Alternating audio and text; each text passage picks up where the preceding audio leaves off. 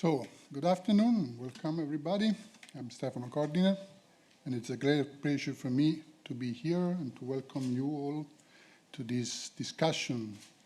We are celebrating the 40th anniversary of the University of Rome, Tor Vergata, and for me it's a particular pleasure to be here, both because I'm a professor here, so I'm directly involved in all the activity of this university today, but as a former student, it's also a pleasure to see my university to have become like it is now.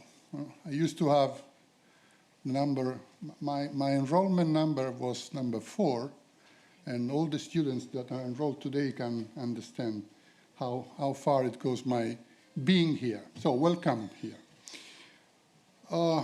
This will be a very interesting discussion to me. We are celebrating the past, but we are using this opportunity to celebrate the future. So we will be talking about sustainability, and in particular, we'll be interested in understanding how sustainability may shape the educational process in engineering, and in particular in industrial engineering, mechanical engineering, as we are. With me, there is Vincenzo Molone. Vincenzo Molone is a colleague. Yeah, Please. So good afternoon, everyone, and thanks for coming.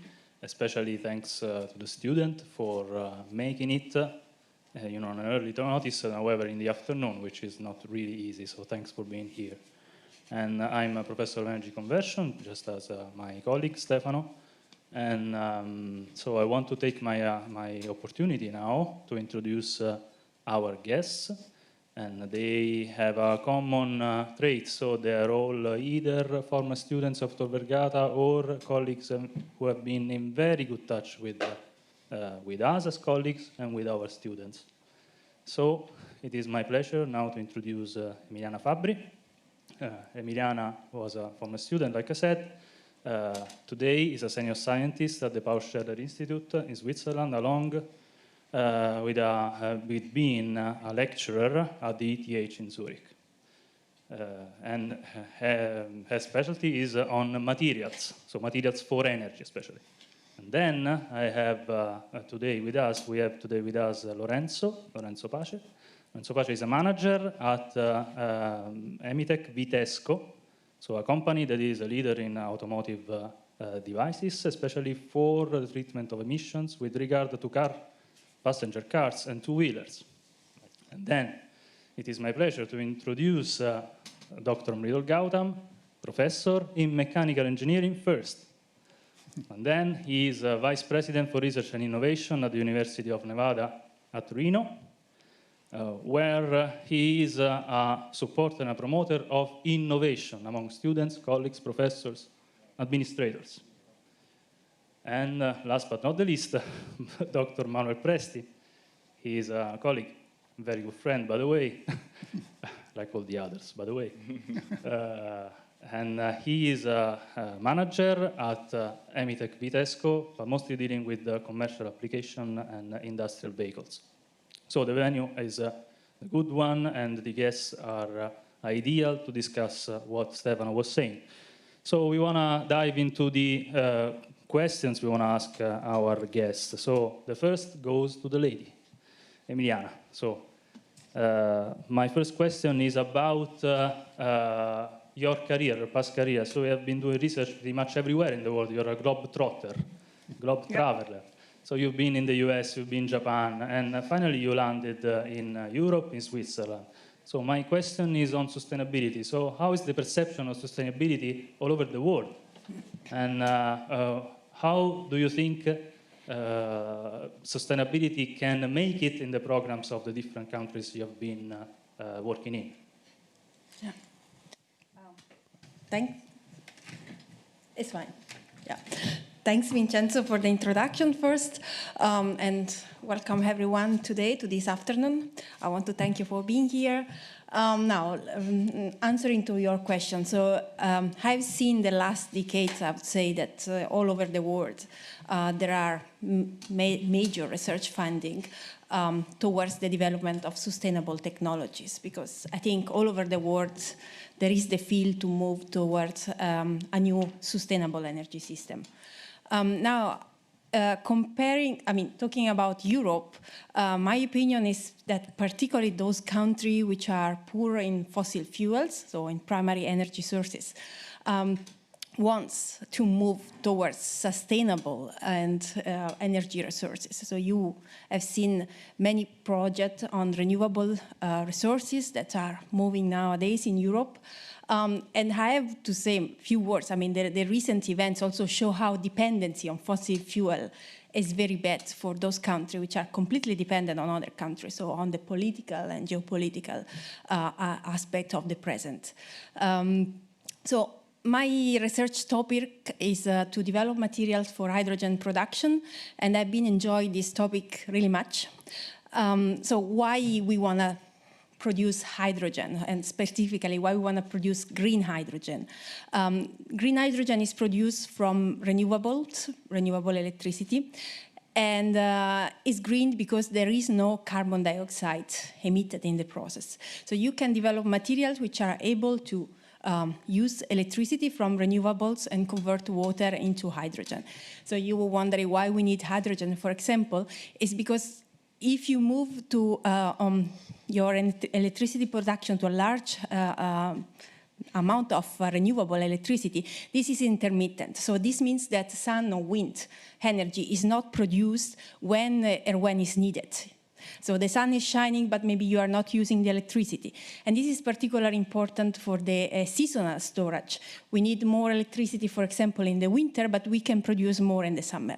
And so that if you can actually use this surplus of extra energy, electricity, to produce hydrogen, hydrogen can be stored, can be transported, and so it becomes a fuel. And in these ways can be reconverted to electricity in a green way, let's say, and that is one of the possibilities to make our country our energy economy more sustainable, I would say, in Europe. Yeah. Thank you. Thank you. Thank you very much, Emiliana. So what an experience. You have introduced a very interesting development scenario. We know that as the sustainability links to energy, so the challenge becomes very actual, very huge, and also extremely actual. And we are learning today how being able to let the energy system to become more sustainable would also help to let the system become less dependent from external sources. So that's very important. But now let's try to use the expertise of our guests also to move to another sector which is also really important, which is transportation, mobility. Lorenzo, you work in Germany and you're in charge of development program for your company in trying to make this transition, let's say, easier, especially on cars and two-wheelers. I think that this is a huge challenge. Do you think that your company and, or like European company, are already in the position to provide a complete answer to this problem? Yeah, thanks, Stefano, for the question. Good afternoon, everybody. Yeah, there are a lot of investment in terms of capacity to provide new technologies for the innovative transportation, for innovative mobility. So the industry is really pushing hard towards, for example, battery electrical vehicles. I think that we should also ask ourselves if the market and the society, they are ready to accept this change with such a quick pace, no? Because we are facing some issue right now. No? For example, the lack of infrastructure. And in some region of the world, it's easy to build up infrastructure. In some others, not so easy. For example, in the center of Rome. No?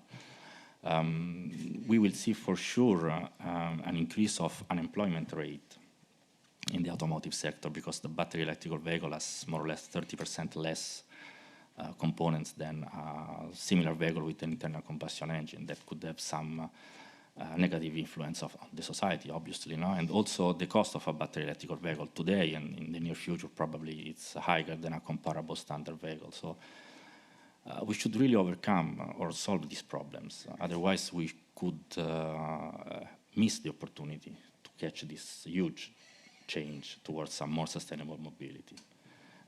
Just to make an example, no? If I have to travel from here to Bologna, no? It's 400 kilometers.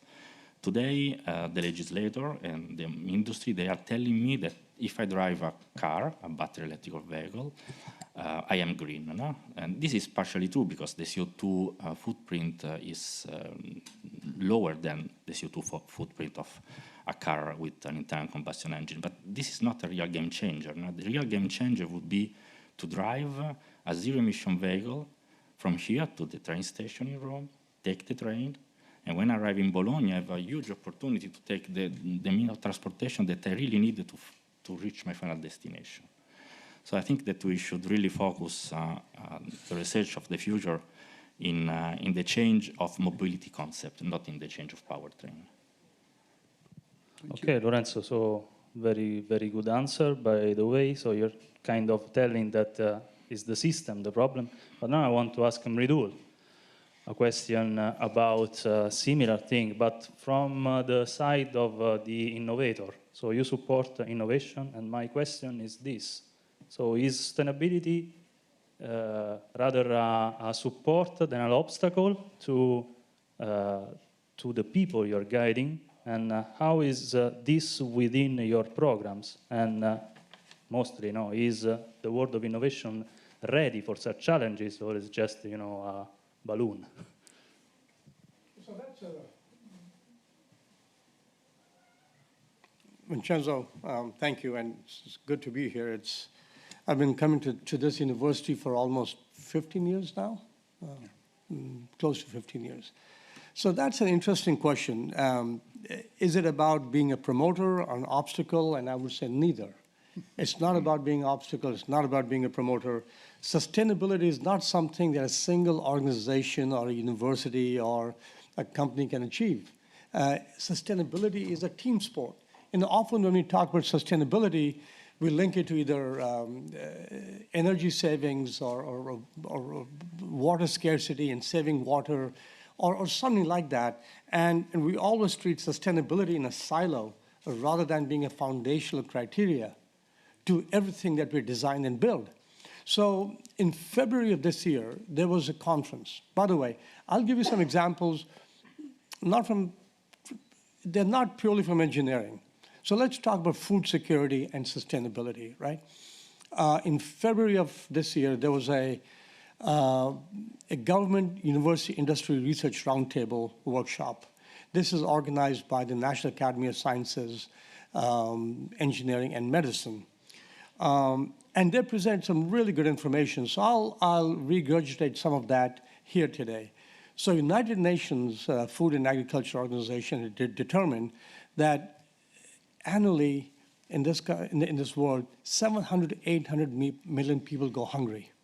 By 2030, you'll have another 670, 700 million people who are going to go hungry. Now, I agree that, and we all know that over the past 50, 60 years, there have been huge gains made in food production. The Green Revolution made a big difference. And there is enough food out there. However, all of this did not come very easy. There was a huge expense associated with it. There was water scarcity, biodiversity loss, ecosystems were lost. There was chemical runoff from fertilizers. There were greenhouse gas emissions that took place. But we didn't think of all those things when we were trying to solve the food problem. So here's the challenge. Whenever you as an engineer, or when we design a system, when you design something, we have to look at the impact on human and natural systems right from the beginning. So again, while millions of people are suffering from food insecurity, a large amount of food is getting wasted, whether it is at the post-consumer level in the US or it's at the farm level in countries that have very, very poor infrastructure. So under these huge pressures of severe food security, of water scarcity, malnutrition, climate change, and such, economic disruption, what do you as an engineer, in collaboration with other economists and other health experts and everybody else around here, come up with the solution? So what I'm trying to tell you is just solving the food scarcity wasn't enough. It created lots of other problems because we never thought of the issue in its totality. And this is where the issue comes in. We have to have cross-sector collaborations for any innovation to occur. Innovation best occurs at the intersection of two disciplines, at the boundaries of two disciplines, and multiple disciplines, actually. Thank you. Thank you, Mridul. Thank you very much, Mridul.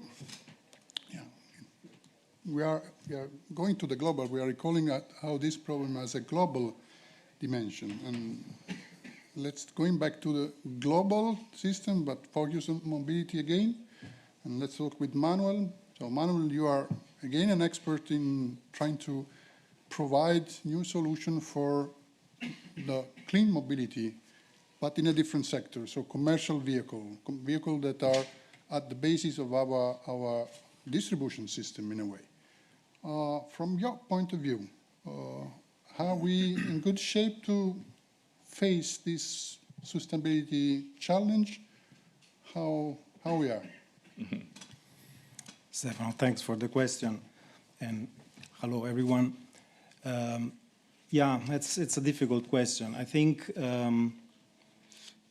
one thing is for sure, it's very clear, the development in emission reduction, talking about pollutants coming out of the engines, has given a very, very significant contribution to the air quality in our cities. And I think every one of us can really perceive and smell it in the cities of today, at least in Europe. We do have a much better air quality. So evolution of exhaust after treatment technologies, development of combustion technology has made the mobility, let me say, much, much cleaner. I mean, imagine if you go in a mega cities in the emerging countries and you would immediately smell it, how bad the air quality is there. And it's unbelievable if you think that we had that air in our cities 30 or 40 years ago. So development has been done, improvement has been brought to the table, but that's definitely not enough. I mean, if we talk, and taking the words of Mridul, sustainability is a global concept, extremely broad concept with far-reaching consequences. You cannot think sustainable just a component, a system, an object. And I give you an example which Lorenzo partly already mentioned. Let's take a car, a modern passenger car that we have today on our streets. If you analyze the exhaust gas coming out of that car, it is in some cases even cleaner than the air surrounding the car. If you take as an example big cities in Europe, I'm not talking about Nairobi or whatever. So the car today, it can be even cleaner than the air surrounding. But the common belief is that the battery electric vehicle, the purely electric vehicle, is much cleaner because it has no emissions, of course. It has no emissions around the car. But no one, I mean, not no one, but very rarely we think about the impact of building that electric car, building the battery, recharging the battery, and recycling the battery. And let's focus for a second on recharging. I mean, to recharge the battery, you need kilowatt hours. And if you take the average kilowatt hour produced in Middle Europe nowadays, you see that a high share of that kilowatt hour is produced by coal. And coal combustion is not sustainable. I mean, it's crazy, huh? So, in conclusion, and I'm repeating more or less what Mridul was saying from another perspective, sustainability is something that has to be conceived, thought of, talked about in terms of a global scale, not micro scale, global scale. As soon as you touch something, you move something, you design something, you have to think globally. That's important. And to your question, Stefano, I don't think that the industry always thinks in that direction, unfortunately. Not yet, at least. No, that's what we are working on, to change this point of view. So let's try to make some final comments on this first round of questions. We have been talking about sustainability and global solution. And also we have seen that there is a huge potential for technology to provide solutions. So it's something that for us is really important because we are in a school of engineering, we are in a university, so we are working, preparing the next experts in all these fields. And then, it's not just a matter of technology, but it's also a matter of skills. So let's go to the next chapter of our discussion. Let's talk about education. So we have a twofold target on this point. So first of all, we want to use the experience of our guests to check whether our education process has been really effective. So most of them have been studying here. So let's try to understand how they have filled with their background, with their technical skills, with their general know-how that they have developed here, how they have faced their professional work. And let's start with Manuel. So Manuel, you graduated here quite some time ago, I guess, but not that much. Not that much, okay. Tell us, less than me, I admit. Tell us, what has been your experience? Student number 1, more or less. So. Four. Number 4, sorry. I mean, Tell us it's a lot of difference. Thank you. I mean, to be exact, it was almost 30 years ago. In May, next May would be exactly 30 years ago. So, but yes, I think to bring it in condensed words, what I learned here is something that I still use every day in my professional life, and it's a technical, I call it technical solidity. Yeah, it's a solid technical base, which I learned during my years here, during the bachelor, during the PhD, and of course, also the years after, I gathered some experience with, like every one of us, and I rely on this, solid background, technical solid background. That's extremely important. In my professional life, I interact daily with an international team of engineers, and I'm confronted every day with strategic decisions, technical decisions, and based on this background I have, I feel confident, more or less. I feel quite confident in what I do and what I say every day. And this is a very important, if not one of the main enabler of successfully working with others. Extremely important. Yeah. And to me, this is something that I'm happy that I learned it here, and I bring it really with me every day in my working life. But that's not enough. I mean, technical solidity alone, okay, it's very important, but you have also to convey technical messages. You have to convey, also a message. You have to convince people. You have to talk with people. So also, what I learned here, I think, and I believe, is also some communication skills that, of course, during the years you refine, you get better. But at the end of the day, if you have something, you have a knowledge, and you want to transfer this knowledge to others, you have to have communication skills. Yeah, and this is something that I believe I learned here also, and I'm very grateful for that. And I think this is a very important aspect also of teaching, especially in engineering. Being engineering, let me say, a transversal discipline, taking together physics, mathematics, economics, chemistry, and all these aspects. So you typically interact with scientists or researchers from different angles. So having this ability to communicate and to channel these energies is extremely important. Okay, so thank you, Manuel. And actually, we insist a lot today in our courses to help the students developing these skills. And so I'm glad that you are telling us about the need of such skills in your everyday life as a manager. But now let's move to Emiliana. She is an engineer, of course, but she's a groundbreaking researcher, actually, which is kind of different because sometimes, groundbreaking researchers are physicists, chemists, and these are, called pure scientists, I don't know. Well, you're an engineer, So my question for you is, as you graduated back in 2005, but you're the youngest by far in this company. And by the way, your advisor was Fabio. Fabio Romanelli, we have here in the audience, so welcome Fabio and thanks for being here. By the way, So how is your background as you developed here in Tor Vergata useful to you as a groundbreaking research engineer in 2022?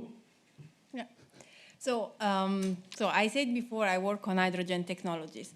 And actually, my passion for hydrogen started really here, the mechanical department and mechanical engineer department, when for the master thesis with Professor Stefano Cordiner and Fabio, I was trying to build up a fuel cell on assisted bicycles.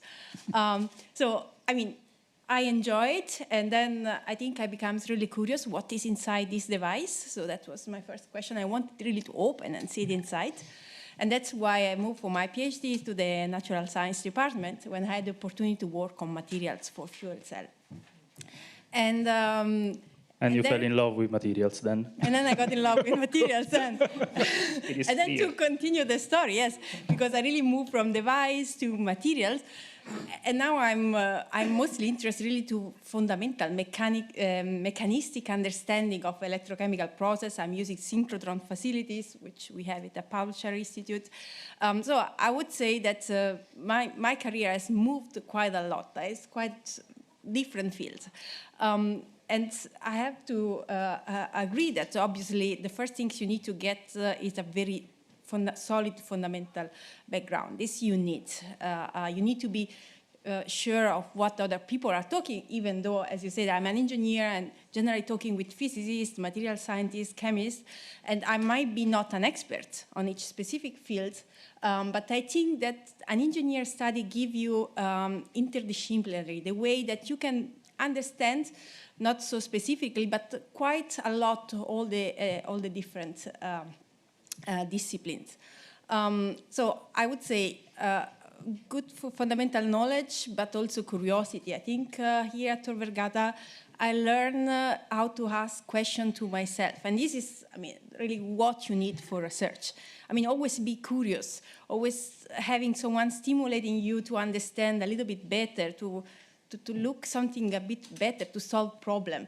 And I have to say that the problem-solving attitude, it's particularly Italian, I would say. I mean, we face many challenges in the university studies, and this we are used to solve problems in everyday life. So this we apply very much to research, and this is one of the best skills.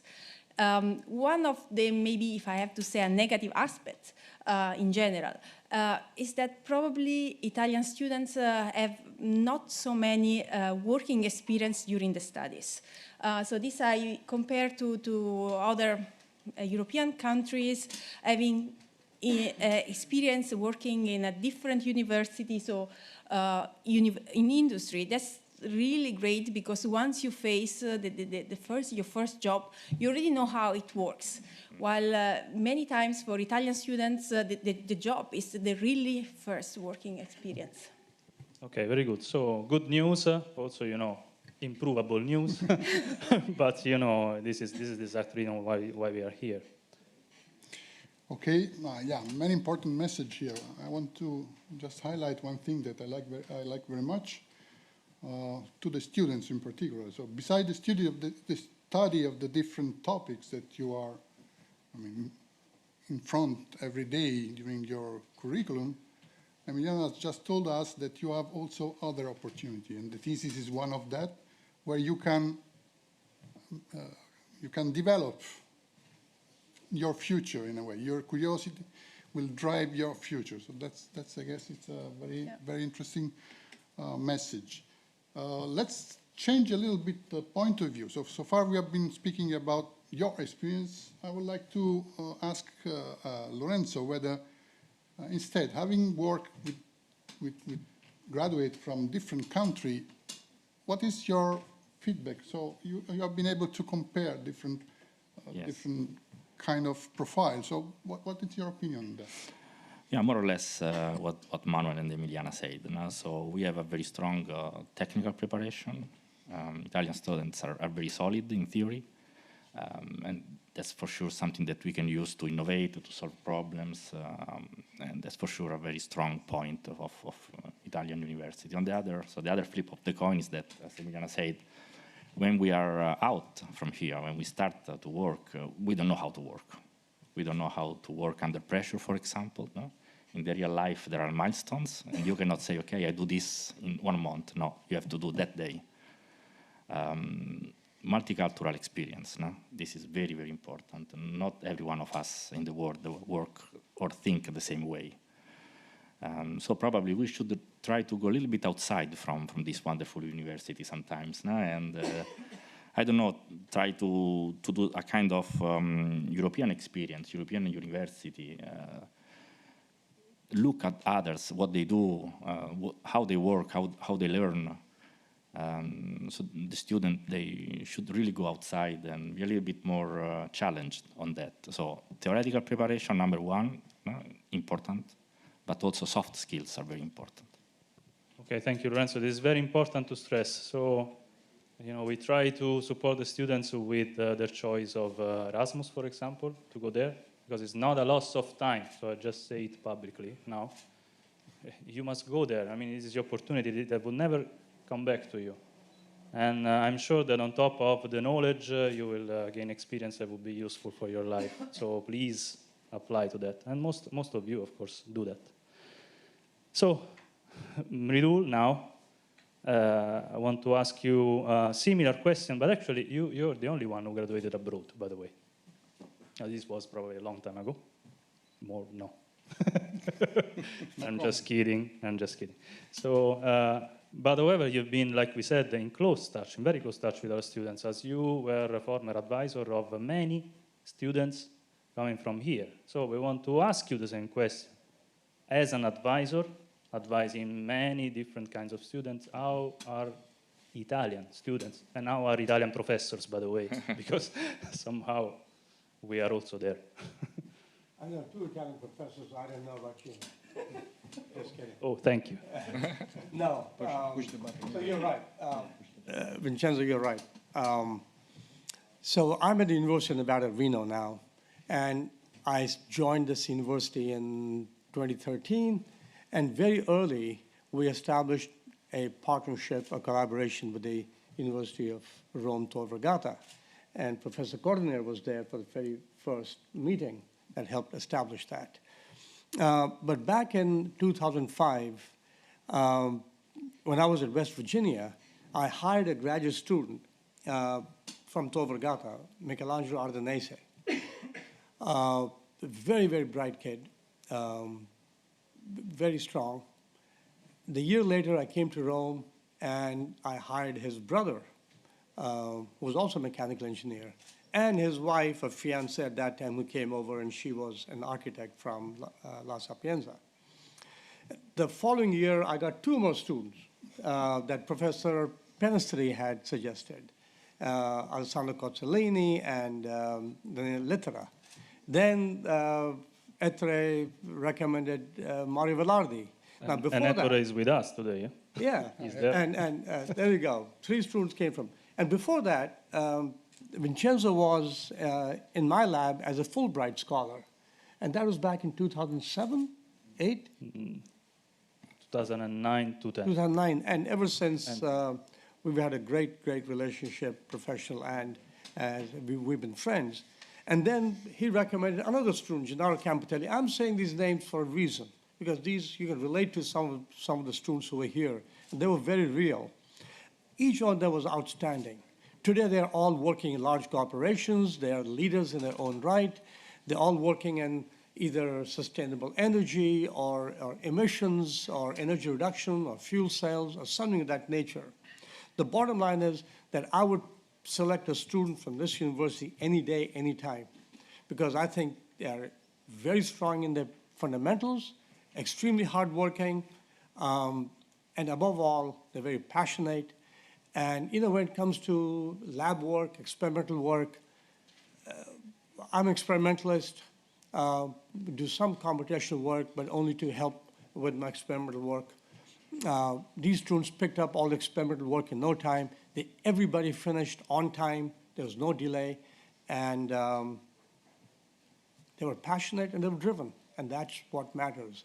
And if any one of you want to do a PhD, talk to Vincenzo, and we'll see what we can work out together. Okay, so thank you, Mridul, for your experience. It's very important to us, a point of view from the other side of the globe, pretty much. Just to close this second random question, it is very important that you guys understand that your preparation, your background, the subjects you study here are the ones you need to be prepared. But this is not enough, so you need to develop other skills. As Italians, we understand from the word of others that we can adapt pretty easily. But if you can, make your mind, about this early in your studies, it will be even better. Okay, so let's move to a new question now. I want to ask again Emiliana about, that is the most interdisciplinary figure in this group. How should we take interdisciplinarity in the curricula? So, it's better you start with different topics in the first years, for example, or you need to develop a technical background in the first, 3 years, and then only at the end being interdisciplinary. So what are your thoughts about the importance of interdisciplinarity in the design of curricula? Mm-hmm. I think everyone after the study is an expert about a specific field. What I think is very important toward interdisciplinarity is also being a team player, because actually you can learn from the others. And then if you're really able to work very well with the other member of a group and learn, then you get passionate maybe about something else. And if you have a very solid background, I go back to what I said before, then you can actually move and develop. It's not that your career has to be always the same like it started. It can change. But I think being open and work and being a team player is very important to develop these skills. Also, I would say that development of a technology is not always coming from individuals. An individual can have a great idea, but to develop a technology, you need many people, a team of people working on it from different fields. Physicists, chemists, material scientists, engineer, economists.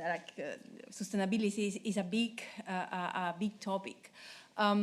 But also, if you want to lead a team of different individuals, and I think diversity is really, now a lot of groups are pointing towards diversity, because the best results come from groups where there is high diversity.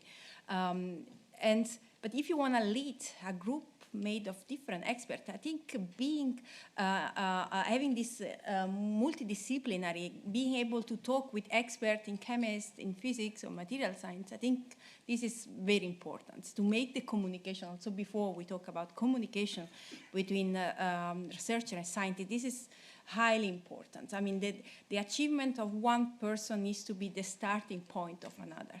Yeah. Okay, thank you. Thank you. So, again, sustainability, it's a multidisciplinary item. So you have been talking more in terms of technical content. But let's move.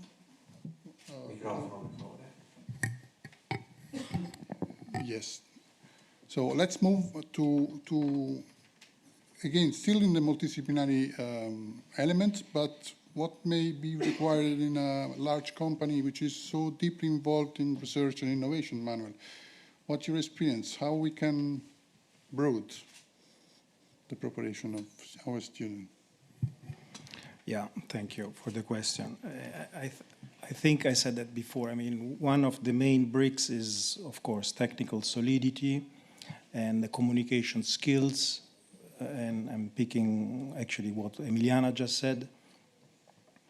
But looking at the, we are here talking about sustainability, okay? And we also said that sustainability is an extremely broad concept which implies different problems, different challenges, different perspectives, different opinions also, yeah? And also Emiliana brought a very important point, which is a new technology is not the result of an individual. Yeah? It's an innovation coming from a group of people. So here is my message. Beyond the technical solidity, beyond being able to communicate efficiently with others,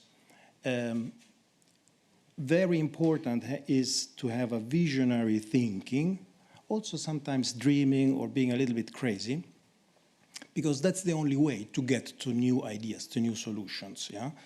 And also fostering, innovation, and this is not technical, but is as important as the technical aspects, is inclusive approach.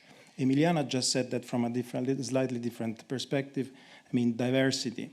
This is not technical, yeah? It's human, it's psychological, it's extremely important. Inclusive approach, I give you an example. Sharing success. I repeat, I mean, Emiliana just said that. A result, technical problem, technology, whatever, is the result of the contribution of many heads, many hands working together. Sharing this success is so important because it's the fuel for new motivation, for people thinking, and continuing in looking for new ideas. These are, to me, the competences that you have to bring along. But there is one additional aspect, in my opinion, which is not a competence, it's not a skill, it's an experience that you gain along the road in your life. And to me, is one of the most fascinating aspects. It's the subjective perception. Every one of us has a different perception of the same reality.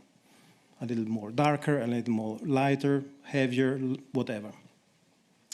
Being able to, and this goes back to teamwork, being able to channel those different perceptions, putting them together is one of the key to create synergy between different brains, and that's the most fun part in the work, at least in my experience, working with people that think and act differently than me.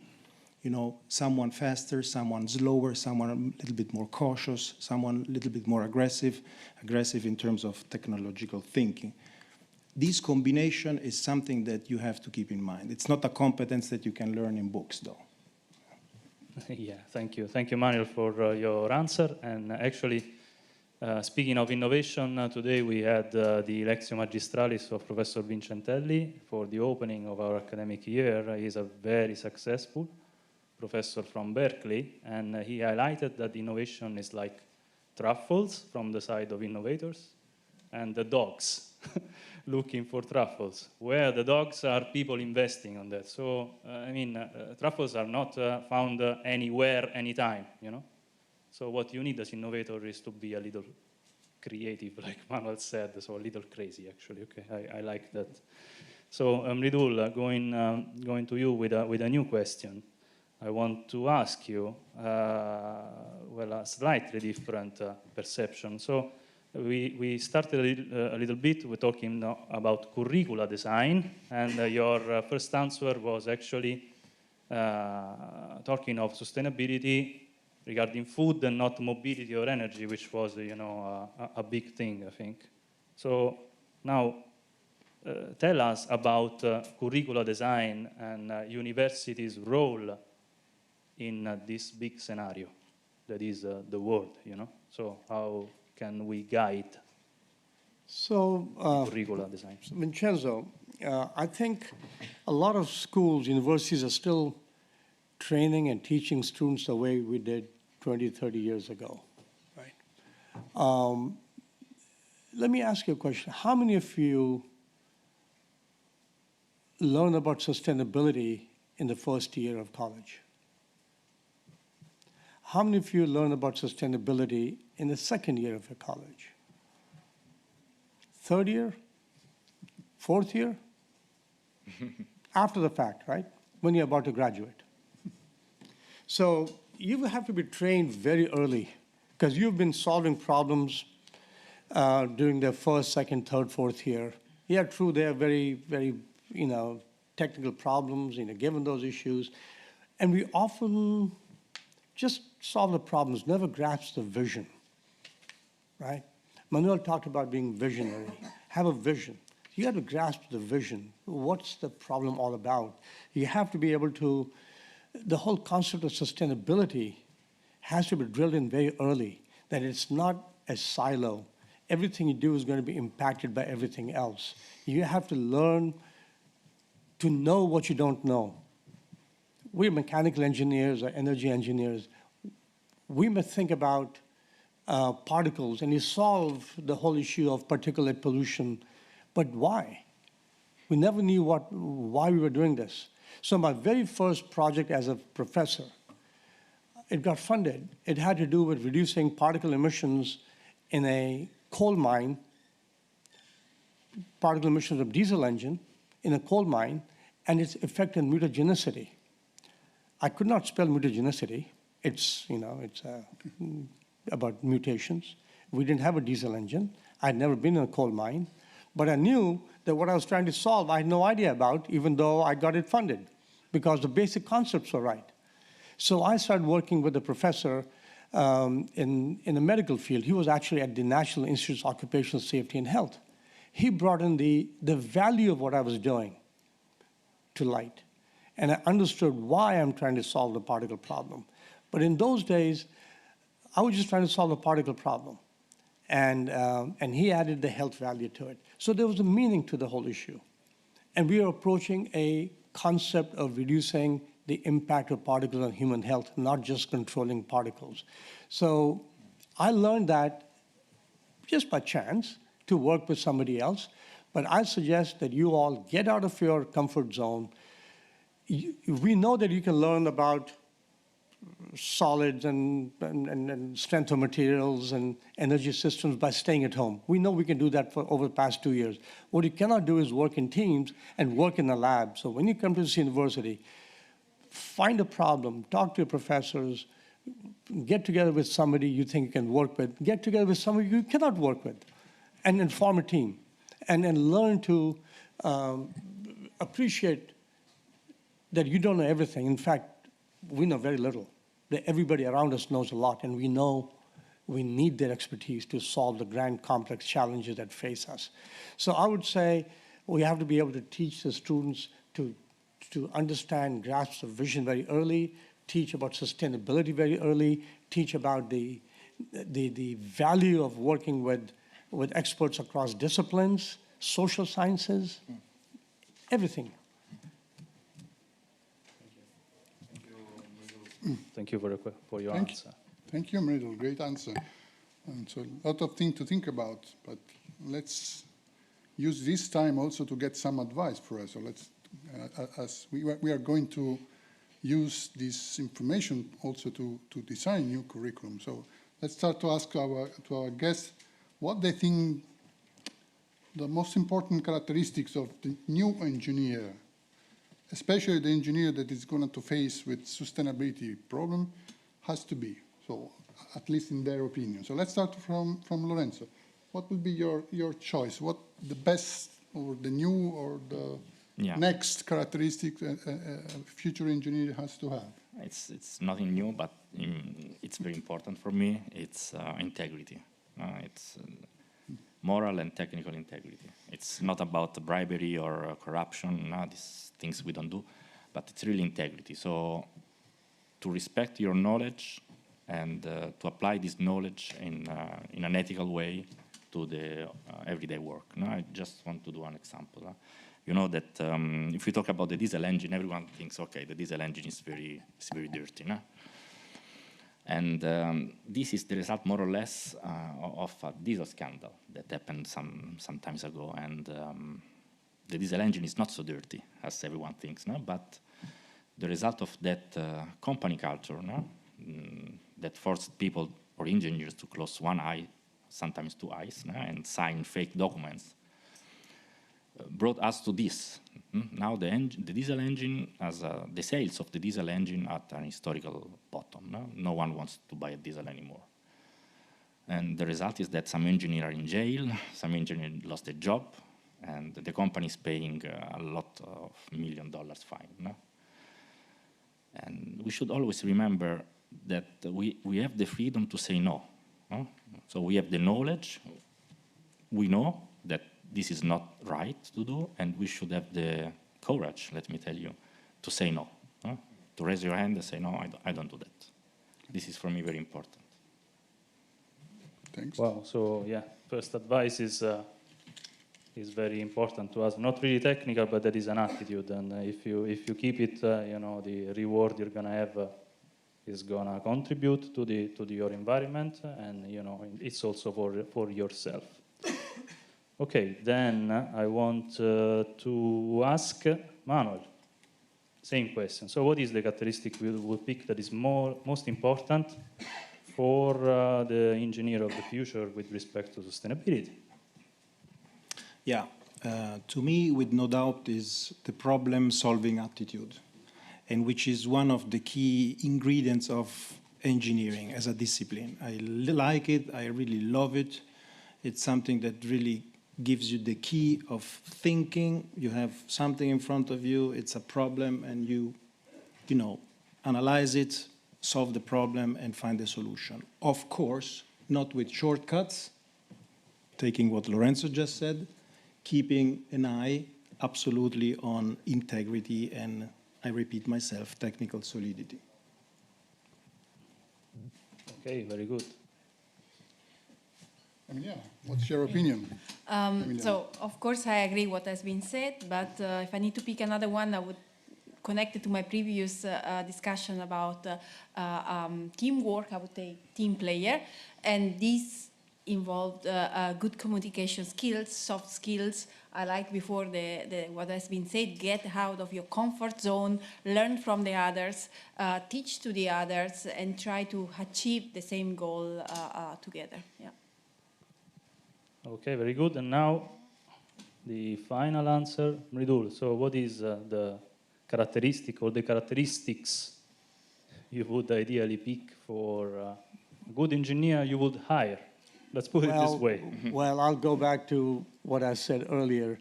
You have to have students who can think of a problem, an engineer who can think of a problem in totality. You look at the origins of the problem, and you look at the broader impacts and the consequences on human systems and health systems and natural systems. So may I give an example? You have a couple of minutes? Sure. Okay. So you have heard about this excessively bad air quality in New Delhi in October, have you? When the smoke really becomes a problem. Have you ever thought why that's the case? So in Italy, you have 2 crop seasons. Most countries have 2. In India, they have 3 crop seasons. Rice is grown sometime in May in southern India where the rains come in. In North India, they don't have rains till quite late, but it's an easy crop to grow, and they would grow rice starting May, which means they need lots of water, and they pull it out of the ground. The result was the water table was going down. So this became a huge problem. So the policymakers decided that you cannot grow rice till June, a month later, because at that time the monsoon season begins in North India. Solved the problem, right? We have water table came up, everything was fine. But now the harvesting was pushed to October, 1 more month.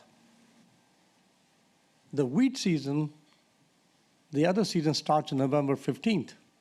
So the farmers have 15 days after the harvest to get rid of the stalks, the stubble as you call it. They don't have enough time. So what do? They burn the crops. That's the easiest way to do it. The government has tried to incentivize them not to do it, but it's a typical government. The incentive doesn't get there in time, so they burn everything. So all the smoke goes towards other parts of the country. New Delhi, for example. At that time of the year, after the monsoon, the temperatures are lower, humidity is higher. The inversion layer comes down. It's called a mixing depth, where the particles mix. That becomes lower. The wind speeds are slower at that time of the year over New Delhi and surrounding areas. So guess what? All the smoke which comes in stays there and it's trapped. So one really good policy decision, which was not well thought out, well, I think it was very well thought out, but not thought out enough, created more problems than it solved. And this is what I plead with you all. talk to people around you outside a discipline. I wish somebody had talked to meteorologists at that time. I wish they had talked to some social scientists, that a farmer is not going to wait for you. A farmer has to deal with his finances, her finances. They have to deal with crop seasons and everything else. So there's no problem that is one-dimensional. These are multidimensional problems, and you have to look at the problem in totality and work across disciplines and accept the fact that we don't have all the answers. We need to work with others. Okay, thank you. Thank you. Mridul, for the example you made. It's very interesting. You named them. So we have seen, there's 4 or more characteristics that we think you should be aware of. The ethical integrity, team playing, solidity, and the global vision, or the openness of your mind. That is what Mridul was saying. Now we have a few minutes left, actually, and before just giving the final comments, we would love to have at least one question or 2 questions from the audience. If you want to ask, feel free to ask Italian. We can translate for you. Don't be shy. Don't be shy. This would be nice.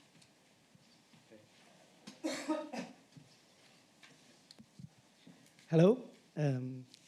Since you have been talking about a global issue, so sustainability is not something that does not live only in Italy, in Europe, but in the world, I would like to say that the world contains both engineers and not engineers. So people who are not in the field of research of improving this issue and the awareness connected to it.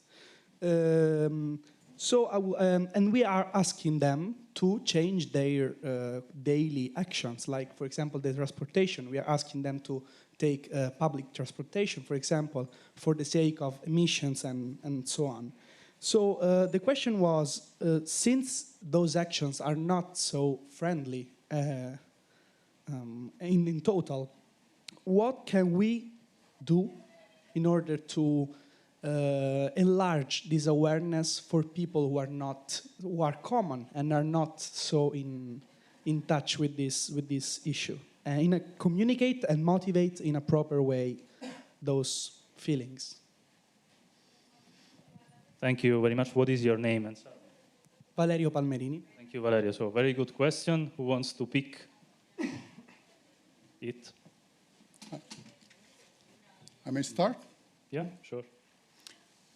I think that this is a multi-dimensional problem, as we have mentioned.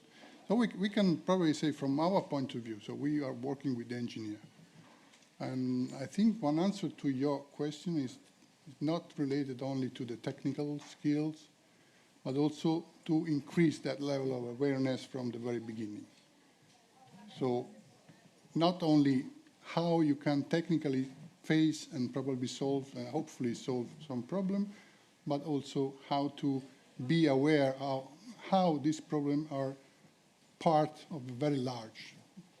So the technicians, so the engineers will not only be part of the solution, but will also somehow transport the solution to others. That's going to be a contribution. And the same level, multidisciplinarity, if other disciplines are still interested in getting some more technical answer, maybe they can also find some, not solution at that time, but some information to be more aware of what is the element. But what about our experts? Any opinion? I don't know about the experts, but I'll give an opinion. So the fact that you've thought about that, see, the value proposition of anything we suggest has to be clearly articulated. It has to be explained. That's the difference between a leader and a bad leader. That's the difference between people who are elected officials, who are leaders of organizations, and how they deliver a message. A tough message can be delivered in a way. Now, not everybody will like it, but a majority has to like it. But a majority has to like that. And a lot of this depends on, that's what I said, engineers have got to be able to work with the policymakers. Oftentimes, we come up with a solution, and we expect people to adopt it, rather than trying to find what the solution is that people are willing to adopt and then find a way to achieve that. And this is the whole idea of thinking, the whole innovation, commercialization. We want to design the product and expect to sell it, rather than figuring out what the consumer wants and then using our skills to design something to the need. So it's a broader issue. Thank you, Mridul. So, very, very bright answer. And, we are just about to close. We want to thank you for your participation, and we were very glad to have you here. Yeah, thank you for all of you that have been here, all the ones that will be getting this this roundtable later on the internet. And come to Tor Vergata. Come to Tor Vergata. Let's talk again. Thank you. Thank you. Bye.